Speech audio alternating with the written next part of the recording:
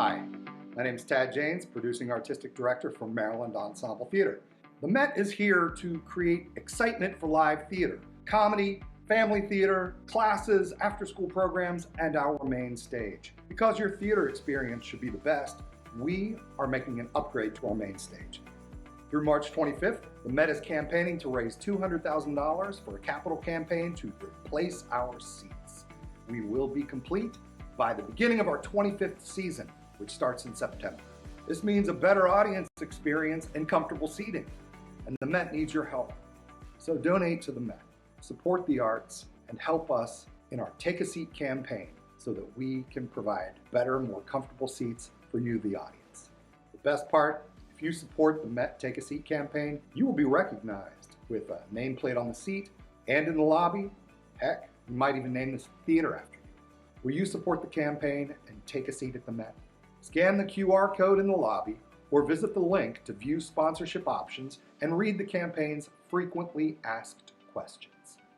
Thank you for considering the Met Take a Seat campaign. With your help, we can create a cool and comfortable main stage here at Maryland Ensemble Theater.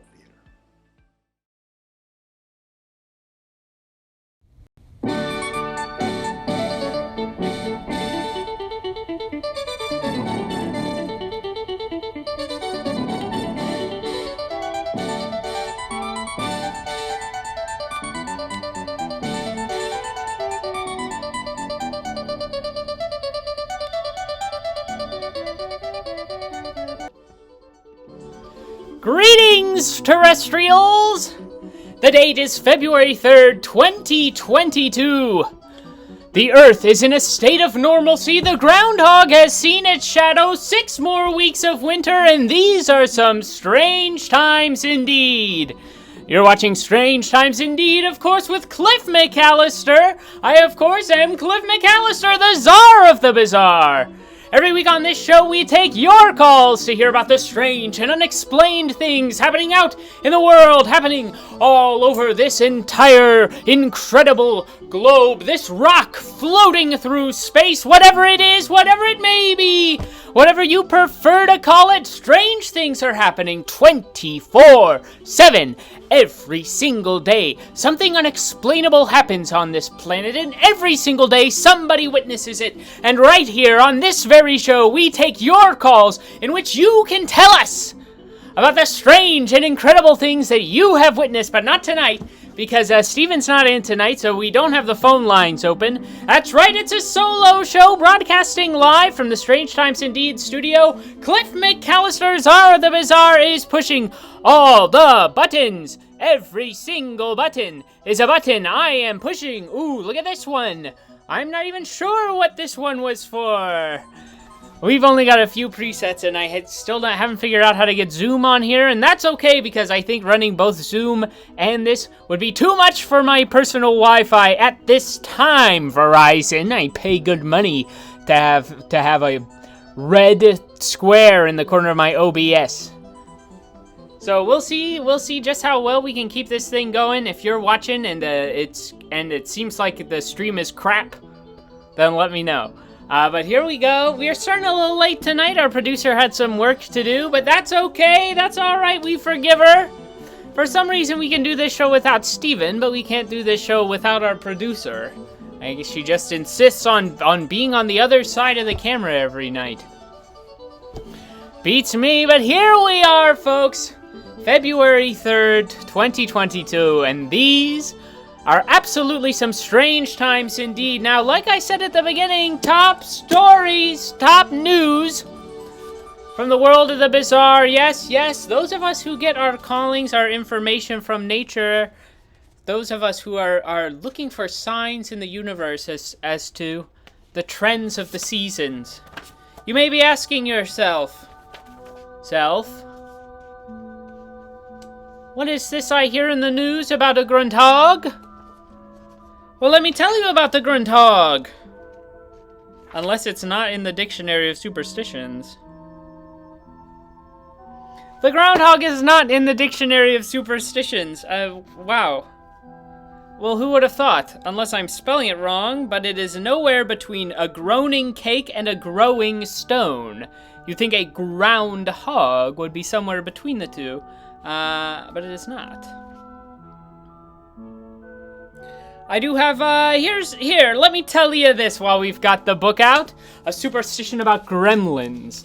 Gremlins, that's right, the groundhog of the mythical creature. The mythical creature whose interference with the workings of the machine is often blamed for any mechanical fault that develops. So here you go, if the stream's a little glitchy tonight, it's not our Wi-Fi, it's not Comcast. It's not Comcast. Comcast does the Wi-Fi. I'm giving Verizon heat, but this is purely on Comcast. It's the Gremlin. It's the Wi-Fi Gremlin. The Gremlin was an invention of the British Royal Air Force Bomber Squadron stationed in northwest frontier of India shortly before the Second World War. The squadron had been much plagued by minor technical problems, and the officers accordingly invented a gremlin as the source of these woes. The name being the conflation of a Brothers Grimm and a Fremlin's brewery, whose beer was the only brand stocked at the squadron bar. The idea quickly caught on with Royal Air Force units during the war after the squadron had posted back in the UK that the Gremlin has remained a familiar figure in popular imaginations. And now think about that, who knew? I'm not entirely sure if this is accurate, but the Gremlin here, it says, stems from the British Royal Army. Now, there you go. A fun fact about gremlins. Folks, Groundhog's Day. Just yesterday, and oh, up there in Punxsutawney Phil, that little groundhog, Punxsutawney Phil, did see his shadow, which means we got 6 more weeks of winter ahead of us. Ain't that just the case? For an Earth in normalcy. That's right, Earth in normalcy! But you might be thinking, Cliff, I thought Mercury was in retrograde. No. Earth is in retrograde. Earth is in a perpetual state of retrograde, but just for these little times. We find ourselves in a state of normalcy. We find our states right here. And that's why Mercury in retrograde is so weird. It appears to be retrograde to us, but that is because we are the ones in retrograde. And perhaps it is Mercury that is in normalcy right now. Perhaps that is what I should be saying. There's a lot of astrological and astronomical things to this theory that could perhaps be best explained by our good friend Dr. Kevin Hainline. Maybe he understands why Mercury is in retrograde and what exactly that means. It's something we've long tried to figure out on this show. I wonder if it's in this book. Let's take a look. Let's take a look in the Dictionary of Superstition. An old favorite of the solo show. Oh, I've gone too far. I've gone all the way back to milk. Mercury starts with an M-E. Meteorite, Mary thought. Menstruation.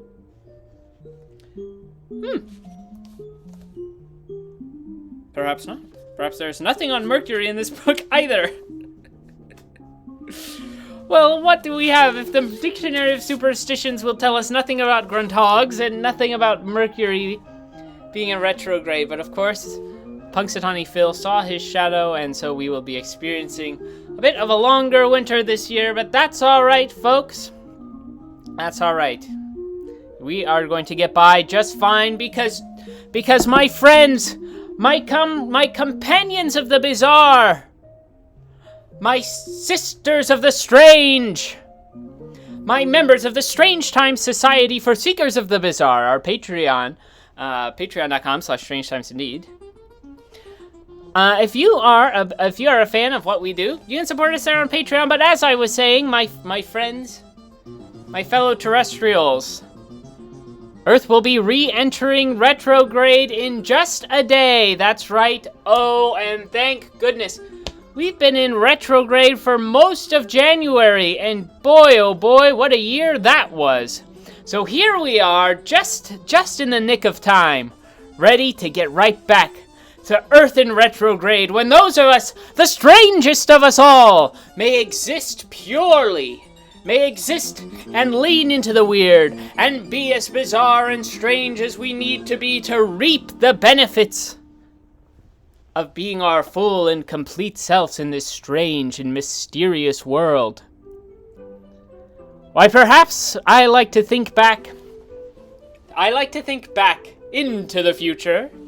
Why, that's how the way the time works once you've become unstuck from it, my friends, where you think back and you reminisce about the times to come. And I like to think in the times to come, I, Cliff McCallister, Are the Bizarre, will not only be broadcasting here with continued regularity and perhaps creating even more TikToks and more content for our Patreon fans and doing a book club of the uninterrupted journey, the interrupted journey. The uninterrupted journey, actually a very boring book, but the interrupted journey, oh boy. I was saying, we will be soon in this state of normalcy, and I, perhaps, even though continuing to create wonderful content for you all, will be spending much less time looking at the internet and much more time living in the woods. Retrograde means a situation where, due to the relative movement and location of various planets in relation to the movement and direction of Earth, the planets appear to be moving through the sky in opposite direction from their normal direction. So see, this is the period of time. This is, okay, yes, alright, thank you. Now I understand how to perfectly unwrap this theory for you, Barefoot and 52. I'm only seeing one viewer, so you get a private show. What I was saying is, and here's the way that Earth in retrograde works, is we are in a perpetual state of retrograde. Years ago, they discovered particles coming out of the ice in Antarctica. Particles that fly through space and do not bounce off the ice and do not go through the Earth. And it is believed by scientists that this is evidence of another dimension in which time moves backwards. We talked about it on our very first program, and what I have to say to you now, what I have to say to you here, is that we are not seeing evidence of that other dimension. We are in that other dimension, and so we are moving in a state of retrograde. We are the ones moving backwards. And so, during the period in which Mercury is in retrograde, those of us who do not understand that Earth is in retrograde look into the sky and they see Mercury in retrograde and they think, but in fact, because we are the ones moving backwards, that is the time in which Mercury is in normalcy. There we go, figured it out. Figured it out, as we are perpetually in retrograde. I learned that from taking an online astronomy class with Carly. What? You all are taking classes together? Or did you just, or was she taking an online class at school and you got the login? Hey, here's my advice to you watching at home. If you can get a free college education by cheating the online education system, go for it. Go for it. Those colleges have so much money. I wonder if anyone will ever try to cancel the incredible debt that has become a crisis. I wonder if we'll ever elect someone capable of doing such a thing. Well, I don't know. But hey, let's not get too down about all that nonsense.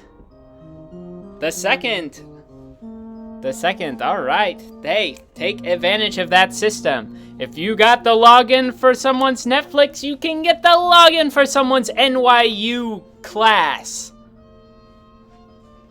And I encourage it. Here's the thing, and this is what I say when people send me paywalled articles from the New York Times. Why is information behind a paywall? Why does it cost money to learn things? Why does it cost money for us to better ourselves and to get a better understanding of the world?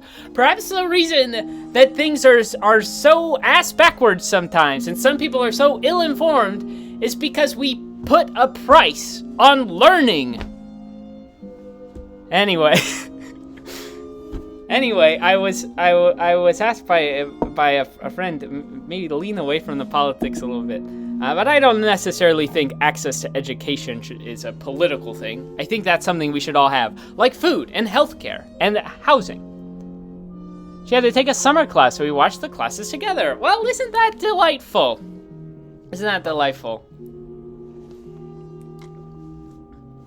God bless you. Hey, maybe you can get some work out of that telescope that I hear you have over there. Folks, it's a special night because it's a shorter show. Like I said, our producer was a little busy tonight, and we just were able to start streaming just a little bit ago. So we're still gonna cap out at 10, but hey, guess what? I talked about this on Instagram. I'm gonna pull it up if I can. Typically I'll restart the computer before the show, but I did not plan ahead. All right, yes, but I don't think people having access to basic necessities should be a political thing either. All right, here we go. What was I looking for? Kickstarter. Hey, guess what? Did you know that the good folks at Small Town Monsters? I went to Asheville recently. I was snowed in. If the people at the Asheville Hotel, no food. They had no food in a snowstorm. So I had a dinner of Chex Mix. Oh, what the heck? A very different website. Kickstarter.com is coming soon. One letter away. Alright, here we go. Small Town Monsters. I was snowed in. And I was watching these Small Town Monsters. We watched the Small Town Monsters documentary about the Mothman. Well, would you believe it? Small Town Monsters is just started their newest fundraising campaign. These incredible film producers, they do multiple films a year about cryptozoology, about extraterrestrials, UFOs, all that jazz. And look at this! Wow, okay. They launched their Kickstarter tonight, and they've got a really big following. They don't need our boost, because to get their goal of $60,000 to produce 4 new films this year about the Jersey Devil, about American werewolves and the Dogmen, Bigfoot, The Last Frontier, and the UFOs, Night Visitors. To get all 4 of these films produced, $60,000. They currently have 270 backers, and they have made a total of $63,464. So to those of you at Small Town Monsters, congratulations on hitting your goal. They launched this campaign literally 2.5 hours ago. So a great congrats to them. Kevin, our producer, she was doing photography, taking pictures of Detroit 67, a show that is opening at the Maryland Ensemble Theater next week. And we won't get into the logistics of their own rehearsal schedule, which is the result of why she was taking photos tonight instead of sometime next week, but taking photos. And for some reason, we just can't do the show without her present. So, there you go. A little bit of that. Now, hey, boop, boop, boop, boop, boop, boop. Would you believe it? There's top stories tonight. There's top stories. We've got one incredible top story. One incredible top story here. Ooh, pardon me. But I've got to get the right picture loaded in. Like I said, when our producer is busy and it's just a solo show here with myself, Cliff McCallister, the czar of the bizarre, we don't always have everything quite as ready to go as we would like to. But that's okay. Because, folks, incredible news coming out of the world, coming out of the dirt, coming out of the sea, actually, I think, to be a little more accurate. Coming out of the sea. Let me see. Yes, I'm turning in to Jeff Goldblum, coming out of the sea. Would you believe it? Would you understand it? Would you even fathom it if we told you coming out of sea sponges surrounding the Sado Island of Japan? We got a new worm alert! Folks, there is a new worm! That's right, when you thought that all of the worms had been discovered, we've got a new one, and boy is she beautiful. Look at this worm! This is a worm with one head and multiple bodies. You can see 2 images of it here. I believe one is probably a fresher one, and the other is, there we go, and the other is, all right, we got one here. This is probably a younger worm, but I bet if you allow them to develop more, the multiple bodies of this incredible new worm, is wowza. Where's Steven? Oh my gosh, we're taking account of where everybody is tonight. If you're wondering where he is, he's got a gig. He's got a gig at the Weinberg Center. This is a fellow who has does some technical work, and though we do get to pay him with the help of our Patreon, sometimes some gigs pay a little better. And to note on that, one thing that we are considering, since it's just the two of us here, one thing we are talking about doing in the future is potentially, and we're going to see what happens, with my overall schedule, we may be moving the show to a little earlier on Thursday night, or possibly moving it to Tuesdays, a night that he is likely to have a little less conflicts. And I think other folks who enjoy the show might have a little less conflicts as well. So we'll see. We'll see. Hey, how's Tuesday work for you, Barefootin'? It's not an official change. Nothing's happening right away, but that is something that may be happening in the near future. And part of that is tomorrow night. I'm going to be going on the Clubhouse app, and I'm going to be joining the CryptoCasters Clubhouse discussion feed. Clubhouse is an app that is like, basically it's like folks get in and they have group phone calls, essentially. It's like joining a conference call, but anyone can listen in. So it's kind of like almost like a live podcasting thing. Some people use that to do podcasts. But I, Cliff McCallister, Czar the Bizarre, is going to be joining the CryptoCasters feed. Typically, this is a show that happens on Thursday nights, and it happens at 9:30. Right. Oh, it would conflict with This Is Us. Well, we're gonna have to think about. Well, we'll see. We'll see. Again, we'll probably do a bigger poll, or we're gonna see what works best for the show. But part of why we might be changing is that the CryptoCasters typically does their show on Thursday nights, and I know a lot of folks who listen to that, and we've got overlapping time slots, and I want to interact with them more, and it'd be nice to be able to have them interact with us a little more, but to do that, schedules might have to change some. We want to be around the paranormal and the cryptozoology community at an increasing amount. It's one of our goals for this year. Last year we went to Braxy Fest with our good friend Sarah Cooper from the American Snallygaster Museum, hung out with the Manic Pixie Dream Ghouls, and we had an incredible, wonderful time up there. Well, we'd like to have a little more fun and get involved with that community a little more. And part of that might mean that we're going to shift our showtime a little bit. Sometimes you got to acknowledge those things to make those adjustments. So here's the thing. Let's get back to this worm alert. Let me tell you a little bit more about this worm. Let's bring her back on. This is coming from Newsweek. I'm just going to read it. A strange new species of worm with one head and multiple branching bodies has been discovered by researchers in Japan.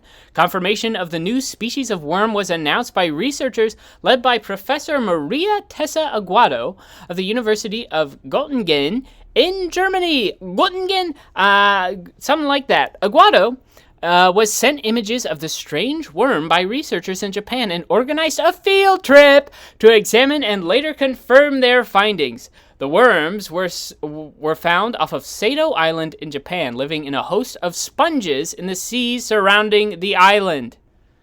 They were found to be a form of silid marine worms. Until now, only 2 others of this kind were known to exist. Well, guess what? Now it's 3, baby! We got 3 of these types of worms, and look at this weird worm. You could move to 8:30, but yes, that is something we've considered too, or at least maybe doing 8 o'clock to 9 o'clock. That way we have a little break to take a breather. If I book myself if I get booked as a guest, the following thing. So that's where it is. You know, I'm a CryptoCaster, though I'm not on podcast. But what we will be talking about on this show tomorrow night on the Clubhouse app is Bigfoot, and specifically, is Bigfoot an interdimensional being?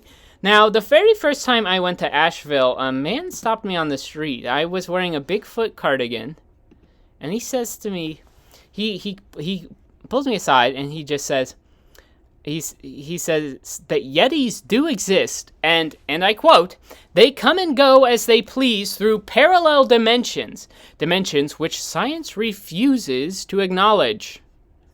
So there you go. And so we are going to be talking about that a little more specifically. They're multiplying. Soon they'll be taking over the world. The worms? That's right. Soon we will be just living for the worms here. Living for the worms. A little drink break. The tea is the perfect temperature right now. Do you have something to drink at home? Now's your chance. Drink that tea.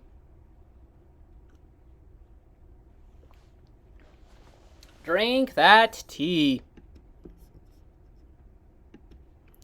All right, well, the music has stopped, but that's okay. That's okay, folks. Look, we got our own music device. We got our own music device ready to go.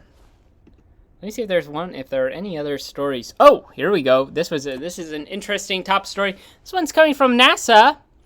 NASA, our good friends who launched the John Waters Space Telescope, just recently, they have announced that they intend to keep operating the International Space Station until the end of 2030, at which point they are going to plan things out so that it crashes into the Pacific Ocean. Now, it is going to be crashing into the Pacific Ocean at a space 227 nautical. Interesting. The space.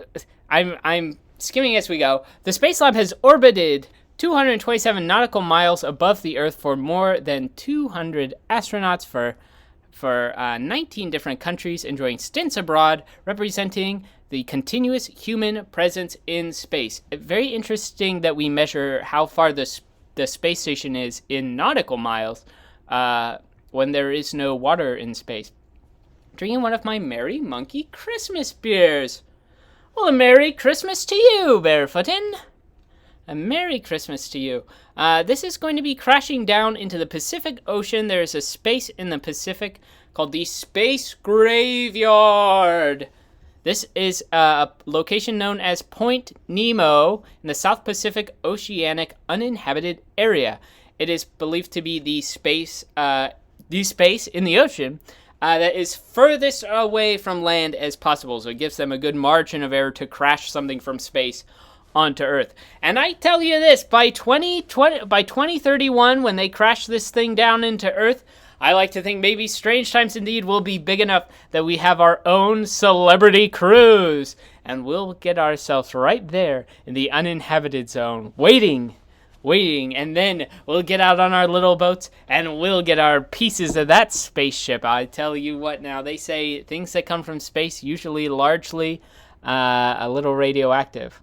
Did that rocket crash into the moon yet? I don't believe so. Let's look up Elon Musk's rocket update. Rocket crash moon. Thank you to the Google fill-in. Here we go.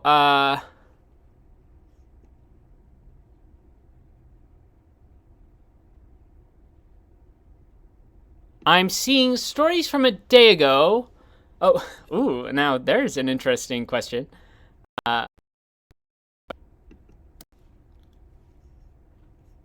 Okay, here, out of control Elon Musk rocket doomed to hit moon sparks fear of huge crater and contamination. Contamination, I think, is kind of interesting because we've already landed things on the moon before. We've had folks on the moon, and stuff hits the moon all the time. So it's a planet that does not really have an atmosphere. Now, it's just kind of, this is a rocket that launched in 2015, like I said last week on the show, and I think this is typical for Elon Musk. The story has typically been, Elon Musk launches rocket at the moon. No, he launched a rocket and he didn't have a plan to land it or do anything with it after it deposited a satellite in space. So it's just kind of been flailing around in a chaotic orbit between Earth and the moon.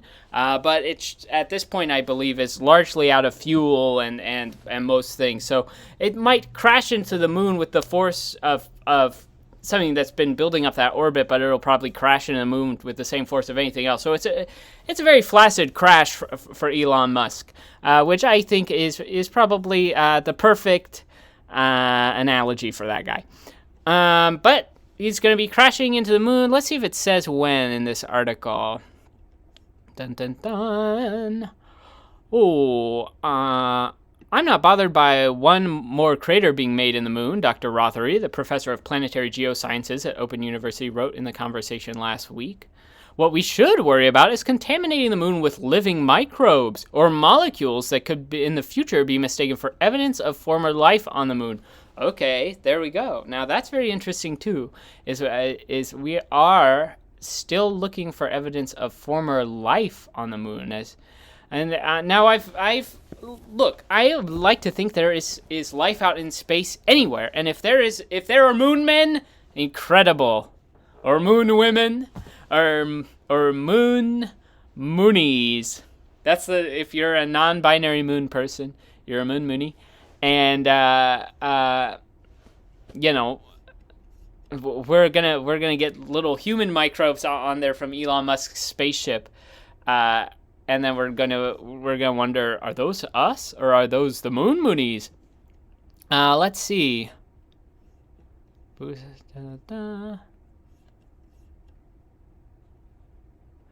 Its impact on the moon is estimated to occur on March 4th, 2022. All right, so there we go. That's going to be a month after Earth returns to its state of retrograde, and all the weirdness comes back to envelop us and make us whole again. So we cannot wait for Earth to return to retrograde. We can wait for Elon Musk to launch his rockets into the moon, but I do think, you give that just a little bit of time, and that's going to be a very flaccid moon slap to the moon. Now, here is a question coming on Forbes that I saw right before we opened it that I think is interesting. This is coming from Alex Knapp, not to be confused with George Knapp, a popular paranormal journalist who has covered the Skinwalker Ranch. He asked the question on Forbes.com, says, can Elon Musk get sued for crashing a rocket on the moon? Well, I believe for that to happen, someone has to own the moon first. And due to moon law, something that was established, Moonies were members of a cult back in the 70s and 80s. Oh, okay. Well, did they worship the moon? Wow, we are curious about this now. Okay, well, I was going to look up the moon in the Dictionary of Superstitions. I'm sure that's probably like 2 pages, or it's not going to be in here at all. Seems to be really hit or miss. For those of you just joining us, we looked in the book earlier, as the groundhog did see its shadow, but there was nothing. There's superstitions in here about hedgehogs. There's no superstitions in here about groundhogs. Oh, yes. Just as I suspected. 2 whole pages of moon information. So lots of superstitions about the moon. You can read about that in your own time because we're reaching the end of the program. But there we go. Can Elon Musk get sued for crashing a thing on the moon? Now, I'd love to if there were a TLDR at the end of this.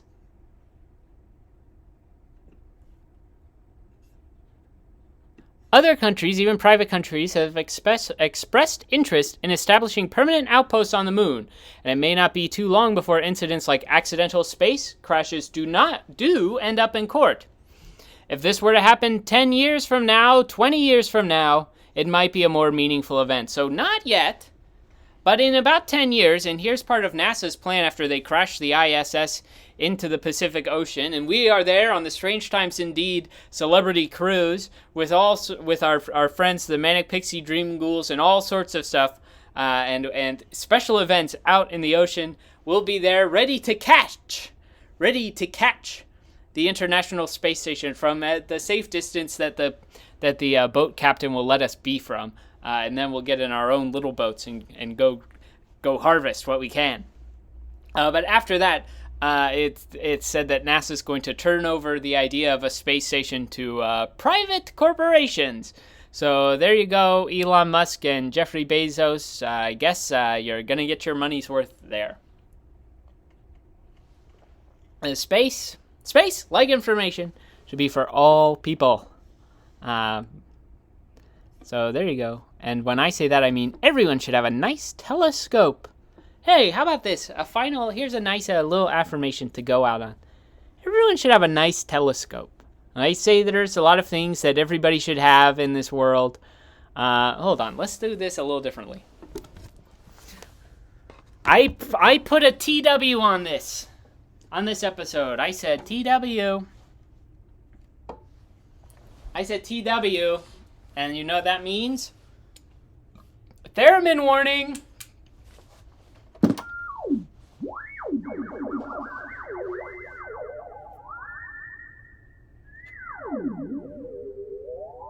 All right, perfect. We're still calibrated from last week.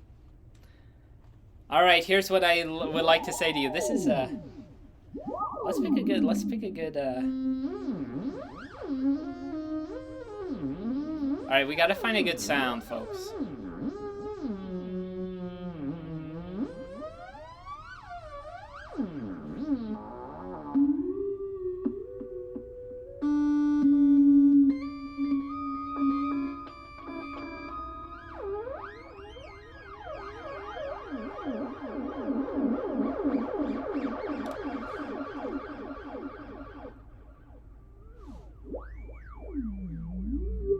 Alright, I think we're gonna go with, oh wait.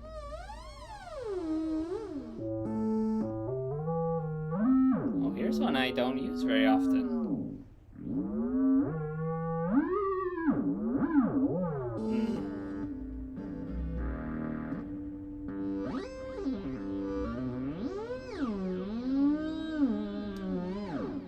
I met a guy who escaped the Moonies. He was born and raised into the cult, terrifying people. Oh my goodness.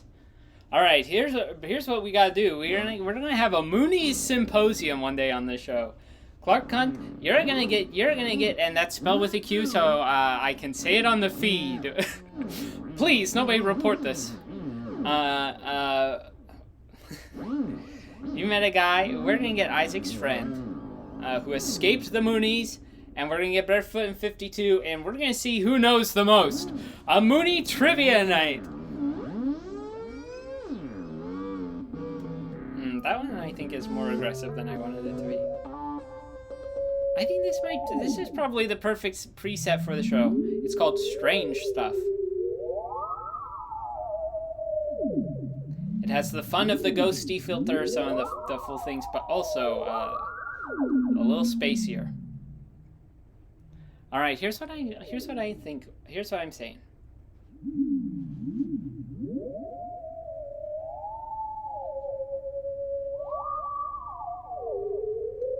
Everyone. There's a lot of things I think everyone should have in this world. Food, shelter. This is access to information. But specifically food and shelter. I think those are the most important things, and healthcare, of course. It's not political, it's what Jesus spoke about. But here's what else you should have. A telescope. A telescope. A telescope. A telescope. Here's why. 1. It's gonna take you outside. You're gonna get that nice fresh air. You're gonna breathe that fresh air that hasn't been circulating in your house all day. You don't have to smell the old ground beef that was cooking on the stove. No. You get that fresh air. How nice. And then you get to sit outside. Sit outside. Sit outside and look at the stars. And with your nice telescope, look at the stars a little nicer. You see them a little crisper, a little cleaner. And you just get to enjoy them a little more in high resolution from the comfort of your very own backyard.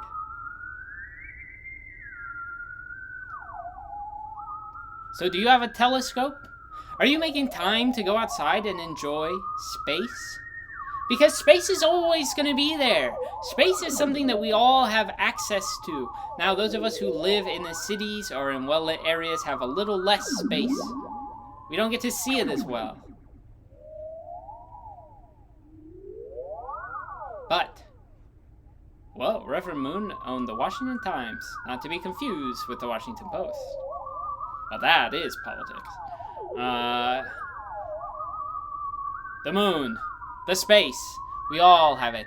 We all have access to it. Like I said, if you're out in the city, you get a little less space. It's harder to see. It's harder to see the stars. Now, they've told us that the John Waters Space Telescope, we've learned just recently, one of the first star systems that's really going to be looking at is the Big Dipper. That's pretty exciting.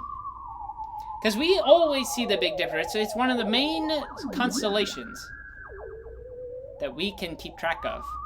That we know, that everybody knows the Big Dipper. And it's easy to see from Earth. Well, we're going to get a look at it like we've never seen before with the John Waters Space Telescope. And here's the thing. You get your own telescope. Go out. Find a space. A public space. Or a private one. Trespass if you must, but, that's on you. That's on you. That's on your own sense of bravery, and if you think you can get away with breaking those rules. Find a nice space where there's not much light. And look up. Into the stars. Into the sky. And see for yourself.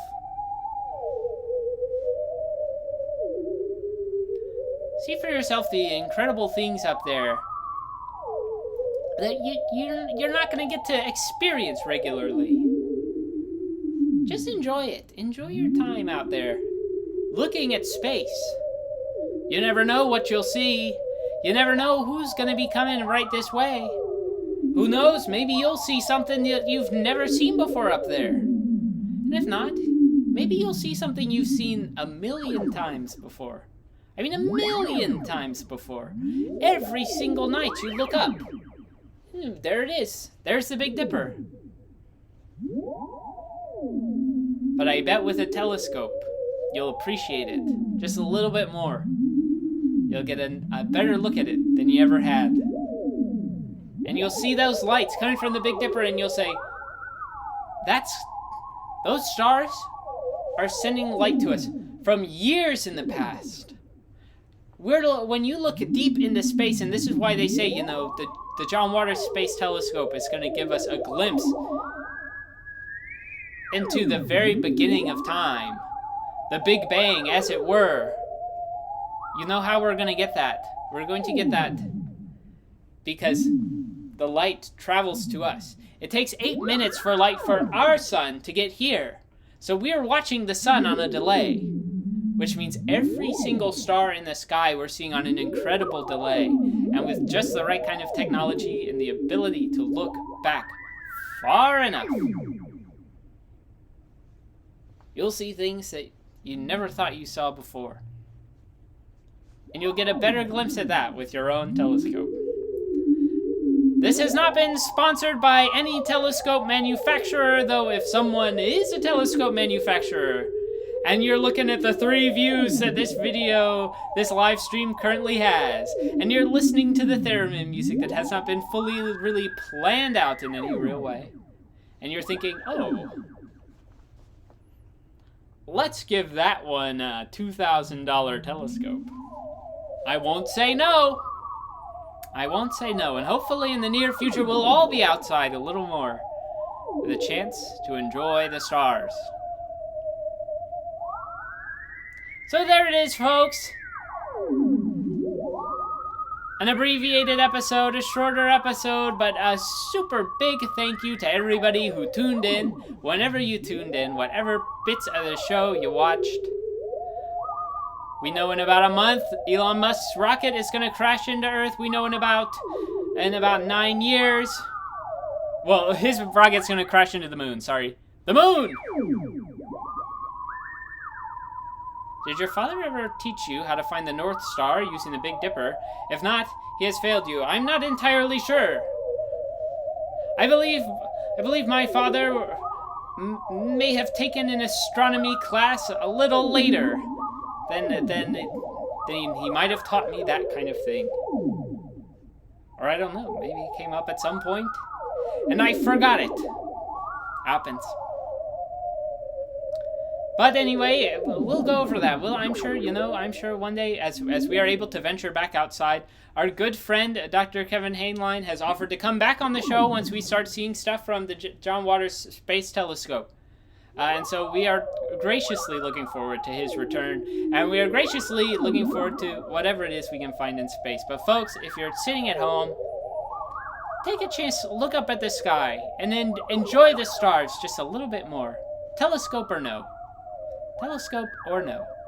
It's alright. Well, there it is. As I was saying, thank you so much to everybody.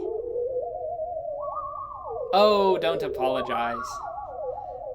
It's never too late to learn something new. It's never too late to learn something new.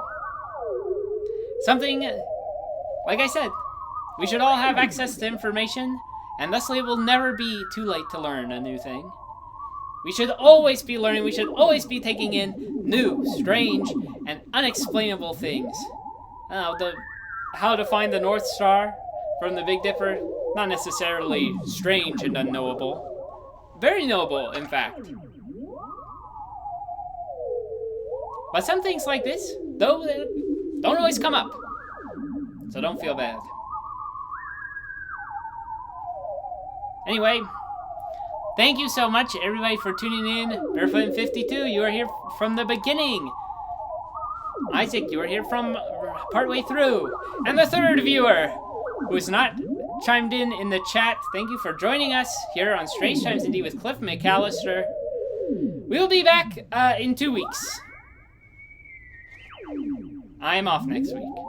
But we will be back in 2 weeks with even more Strange Times Indeed with Cliff McCallister. And of course, if you'd like to support us, if you'd like to help us grow, we gotta get considerable funds if we are going to start the Celebrity Cruise ship. The Celebrity Cruise line that's going to get us out there to get those ISS space pieces once the International Space Station crashes. So please go ahead and support us on patreon.com/Strange Times Indeed with Cliff McCallister.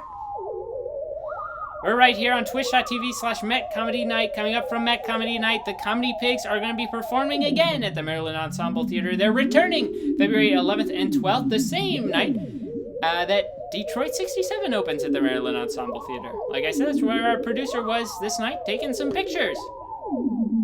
You can find out about those on the Maryland Ensemble Theater's Instagram page, where you can also find out about their Take Your Seat campaign, so they can upgrade their main stage.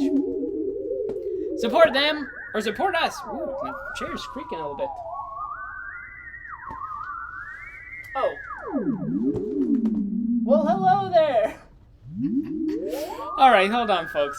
You gotta see this. Oh. Hello? Can we see this? No, not very well. Alright, here's the space behind the thing. Hello there! Ah! Alright, there he is. Oh my gosh. Well, it's not very well lit under the chair. But our good friend Spangler. I thought the chair was falling apart, but he's actually I don't know, upside down under there. Hold on one sec. You should all enjoy this. Get yourself a three-legged cat. That will light up your life. Here we go. There he is. Oh, well, now he's chill. Everyone, say hello to Spangler. Spangler, say hello to everyone. Alright, he's settled in under there. So, there it is. For Strange Times Indeed, I'm Cliff McCallister, the Czar of the Bizarre. We'll see you in 2 weeks. Stay strange, terrestrials.